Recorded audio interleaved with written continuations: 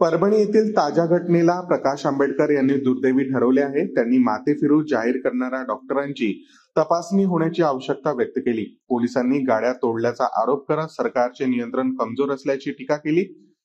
सोमनाथ सूर्यवंशीच्या मृत्यूची कारणे पोलिसांच्या मारहाणीतून समोर आली आहेत.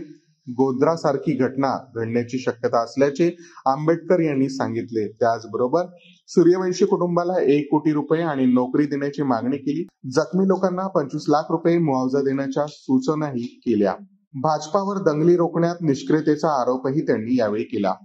असणारा जो भाग आहे अशी असणारी परिस्थिती आहे आणि या संदर्भातला आम्ही असणारा एक फॅक्ट फाइंडिंग कमिटी त्या ठिकाणी नेमणार आहोत आणि त्या फॅक्ट फाइंडिंग कमिटीमध्ये हा जो मुद्दा मी मांडलेला आहे तो अजून अधोरेखित करत कोण कोण त्याच्यामध्ये आणि किती इन्व्हॉल्वमेंट आहे त्याचं त्या फॅक्ट फाइंडिंग रिपोर्टमध्ये आम्ही नमूद करणार आहोत.